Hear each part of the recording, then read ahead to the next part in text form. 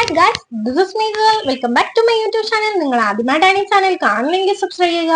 ഈ ചാനൽ ഇഷ്ടപ്പെടുവാണെങ്കിൽ ലൈക്ക് ചെയ്യാം, ഷെയർ ചെയ്യുക. ഇനി ഞാൻ നിങ്ങളെ പങ്കുവെക്കാൻ പോകുന്നത് നിത്യ എന്നൊരു ശേഷിനെ പറ്റി. നിത്യ എന്ന ശേഷിക്ക് കേൾവിശക്തിയുമില്ല, സംസാരശേഷിയുമില്ല. എന്നാലും ഒരു പുഞ്ചിരിയോടെ മനസ്സുകൾ ഇടം പിടിച്ച ഒരു വ്യക്തിത്വമാണ്. അത് മാത്രമല്ല, മഹാറാണിയുടെ അഭിമാന താരമായ ഒരു വ്യക്തിത്വം കൂടിയാണ് നിത്യ എന്ന ശേഷി. നിത്യ എന്ന ശേഷിയിൽ നമുക്ക് കാണാനായിട്ട് സാധിക്കുന്നത് കേൾവിശേഷിയുമില്ല, സംസാരശേഷിയുമില്ല.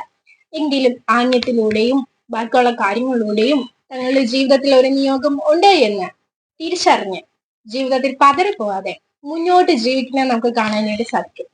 ഇവിടെ നിന്ന് നമുക്ക് കിട്ടുന്ന ഒരു മോറൽ സ്റ്റോറി എന്ന് വെച്ച് കഴിഞ്ഞാൽ, നമ്മളുടെ ലൈഫിലും നമുക്ക് അനുഗ്രഹങ്ങൾ കിട്ടിയിട്ടുണ്ട്. കേൾക്കുവാനുള്ള കാര്യവും കിട്ടിയിട്ടുണ്ട്, സംസാരിക്കാനുള്ള അനുഗ്രഹവും കിട്ടിയിട്ടുണ്ട്. എങ്കിലും നമ്മൾ ഇതൊക്കെ പ്രയോജനപ്പെടുത്തുന്നുണ്ടോ എന്ന് നമ്മൾ ശ്രദ്ധിക്കേണ്ടതാവും. നമുക്ക് കിട്ടിയ അനുഗ്രഹങ്ങൾ നമ്മൾ നല്ല രീതിയിൽ വിനിയോഗിക്കുകയാണെങ്കിൽ ഒരു സമയത്ത് നിത്യ എന്ന ചേച്ചിനെ പോലെ ഒരു അംഗീകാരം നമ്മളെയും തേടി വരും എന്നാണ് ഇവിടെ ഓർമ്മപ്പെടുത്തുന്നത്.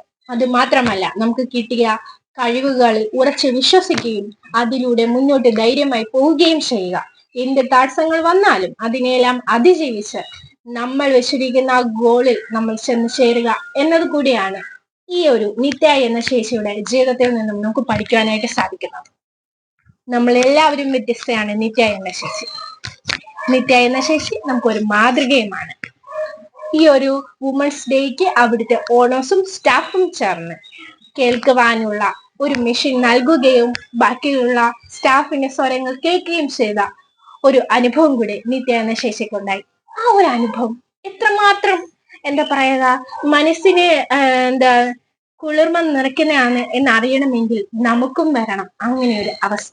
എങ്കിലേ നമുക്ക് മനസ്സിലാവത്തൂ, അല്ലേ? അപ്പം നമ്മളുടെ അനുഗ്രഹം കൊണ്ട് നമുക്ക് ബാക്കിയുള്ളവർക്ക് നന്മ പകരാനും നമുക്ക് ഓരോരുത്തർക്കും സാധിക്കട്ടെ എന്ന് ആശംസിച്ചുകൊണ്ട് എന്റെ വാക്കുകൾ നിർത്തുന്നു.